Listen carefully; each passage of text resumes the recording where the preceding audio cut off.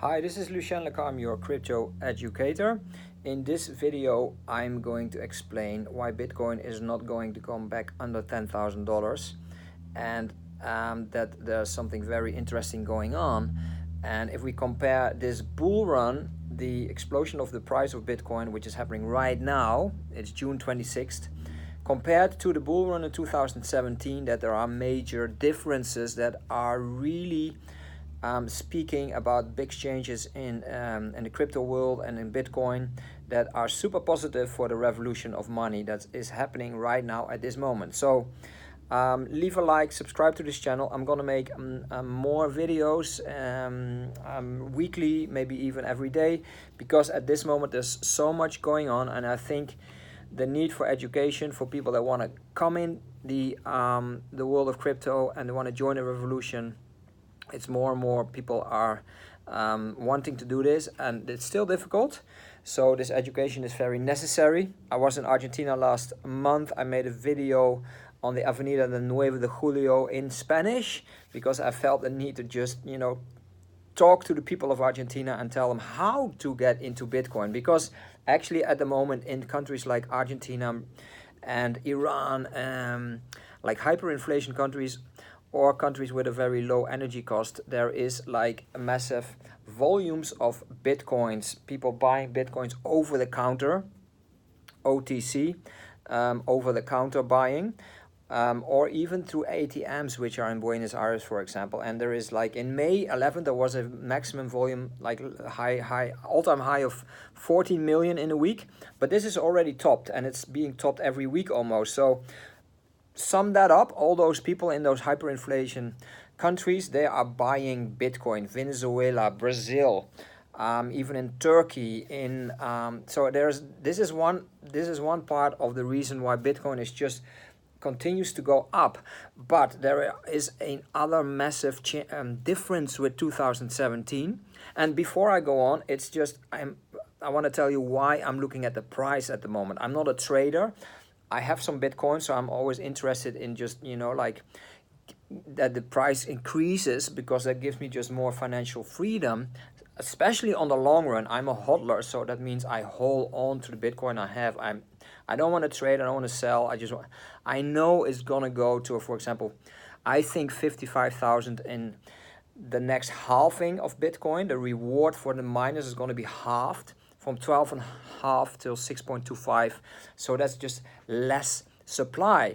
And when the demand grows, when you have to see that there's a huge group of people like me that have Bitcoins and they hold on to it. They're the hodlers. So they're not going to sell anytime soon. And 40% of Bitcoin is owned by those people. And there are just 1,000 or maybe a little bit more, maybe now 1,500 of those people in the world.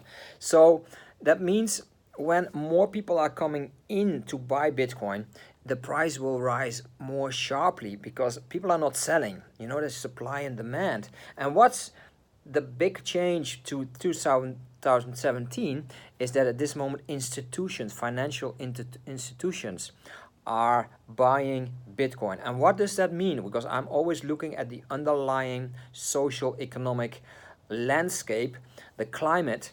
What does that mean is that the trust is growing in Bitcoin. These big institutions that manage the money of family businesses, of financial institutions, and they are starting to trust Bitcoin for the long run. They're in for the long run, and this is a massive difference. When in 2017 there was a huge hype. It was hyped by the media. You couldn't open a paper or the internet or Facebook and you saw something about Bitcoin, because it went up. It went over 10,000. It went to all-time highs. It went to 19,800.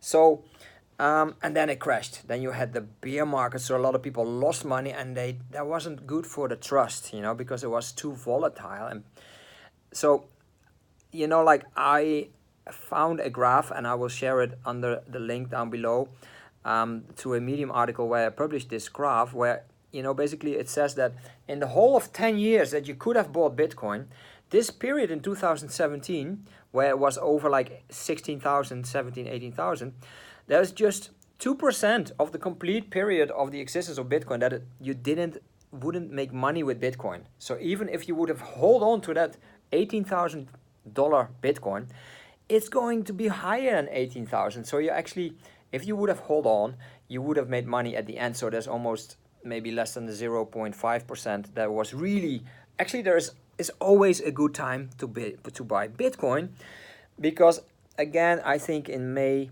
at the time of the halving, the 24th of May, it's going to be $55,000, maybe more.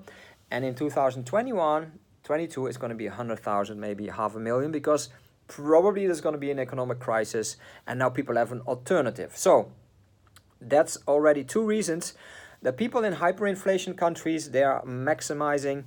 You see highest all-time values every week almost, and sum up all these countries, put them all together, and that's quite a big stack of buyers. So that's new people coming in. We have the institutions coming in, financial institutions coming in. Yesterday there was big news from America that X Ledger had the rights to sell Bitcoin futures. So normal people that aren't in crypto yet, but they trust these companies, they are being able to buy Bitcoin futures in America and worldwide. And I mean, Backed is another big company that's going to offer that probably in July. There's going to be another announcement soon.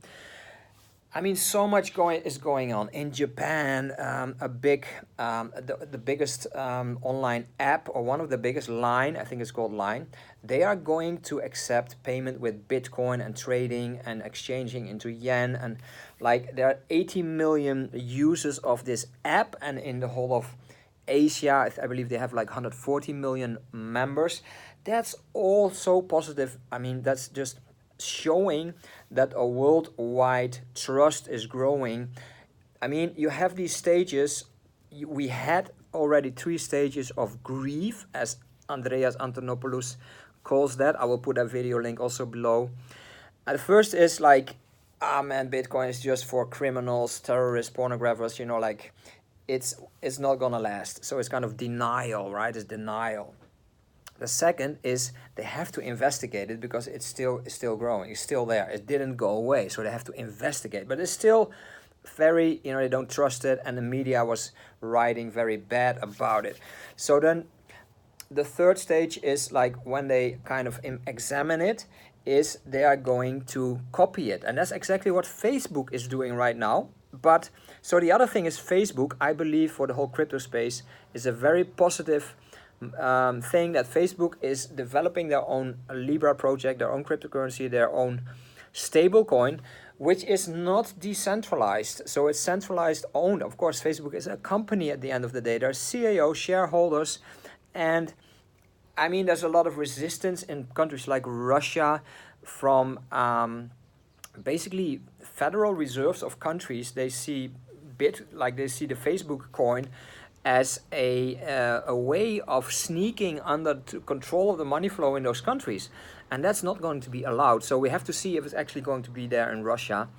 There's other countries that kind of are not regulating the Facebook Libra. So, but anyway, if it comes, and actually in some ways I hope it comes, because it will show people how to use money on an app. So not on like PayPal or another banking system, on digital banking system, but on an app with friends and sharing emojis. Like one emoji could mean like 100 Libra, and you can swipe it and your friends got it, or you can divide it under your friends, you can do donations. There's all kind of funky stuff. So people will get used to using money on an app, and that's exactly what cryptocurrency is doing, but that it's decentralized. So the big difference, of course, with Facebook is centralized, is going to grab your financial data. That's very precious, because a lot of marketing, I mean, a lot of companies would love to know where you bought that jeans and, you know, why and how much you spend, and like all this kind of data is going to be sold. So they're going to make money about, you know, like selling your financial data, which is a bit tricky, because I mean, maybe they're also going to sell it to more, like, let's say, intelligence agencies that, you know, like under the argument of we have to track terrorists and their money flow. So they're going to, like, you know, whatever. It's always a bit tricky with Facebook. But if you want to do it, just do it, because a lot of people will have, you know, they get a sense of how this works, this money on an app. And that's actually because they use words like cryptocurrency and blockchain, although they are not really decentralized, and it's not a cryptocurrency, and they're not even, well, that they're going to use a blockchain, but a centralized blockchain. People are going to be interested in what actually is real decentralization. So the step to go into Bitcoin after Libra will be much smaller. So it's going to enhance also that integration. They have 2.5 billion people using Facebook. So it's like a percentage of that will definitely, after using Libra, going to Bitcoin, going to crypto, because they will find out that their money also can be frozen, or like the unbanked people in the world won't be able to use Facebook Libra because they are blacklisted, and Facebook has to follow banking, international banking legislation. So they are just like they're becoming another bank basically, but then a Facebook bank. So that's Facebook. So what I'm saying is that at this moment it's super exciting. The price is rising. It's almost $13,000. It just in 2 days. Like in a week, it went from, what was it, like 9,000, suddenly it hit 10,000, and it didn't stop there. I mean, it just like had a little cough, and it went boom to 11,100 and went a little back. So why I'm excited about this price action, because it's so different than 2017. 2017, it was retail money, was smaller businesses, individuals, people with a lot of money, and it's retail. So and now it's institutional money, and it's on for the long run. So basically, this is all good news for the revolution of money. I'm super excited. I'll put out some more videos about the developments, because now it can go up all the way to the all-time high of 20,000, maybe in a few weeks. Nobody had expected that actually really to happen. I must say there's also a possibility of a pullback, of a correction that a lot of professional traders want to see. Some people like Tone Vays actually think it could go back to 1,500. I don't believe that, because again of the demand and the hodl money, the bitcoins are not going to be sold. Who's going to sell their bitcoins? You know, like why would it go down? Because that means that a lot of people are selling it, right? So there is a little bit of a you know, the market looks like it's overbought, like there needs to be a correction. Well, maybe that correction come, but then it probably not going to be under 10,000. Maybe it's going to be 6 or 7, 8. But then again, it's all positive, because more people will be able to actually buy Bitcoin again for a lower price. So my advice, and it's not financial advice, it's just my opinion, so it's not advice, it's my opinion, that it's always a good time to buy Bitcoin, even when it's 20,000, because next year it's going to be 50,000. So, and then in 2 years it's going to be 150,000. So, you know, like, and then now doubting if like you're waiting because it has to go down to 8,000, then or it has to go down to 10,000 or 12,000 even. Don't you know, like, if you want to go into crypto, just buy for 50 euro, because then you have to know how it goes. You know how it goes, and then if I would definitely, my advice is to save Bitcoins every week, or to get paid in Bitcoin. That's what I'm doing. I'm going to lecture about the revolution of money. I'm going to be paid in Bitcoin. My book, my guide on Amazon, I'm also going to put that out in my own website. It's going to be paid by Bitcoin. So that's a way to go actually enter a full peer-to-peer digital money economy that's decentralized. That's the future. I love to embrace this future. I love Bitcoin. I love the revolution of money. And I hope I can inspire you, crypto newbie, to look into how to buy Bitcoin. You can buy my guide on Amazon. The link is below. It's just a few dollars. Or just go to my Medium articles. It's for free. Blockchain and crypto and Bitcoin for dummies. There's all instructions there how to do it. I will make another video again, how, you know, to simplify this process, because it actually is getting simpler and simpler. Still, it's still complicated. It's still, even if, you know, if it gets more mainstream, it's still maybe too complicated to get in. So that's why I'm giving this instructional videos. So thank you very much for watching. Leave a like, subscribe to this channel. More information coming. And I wish you a very beautiful day. Thank you.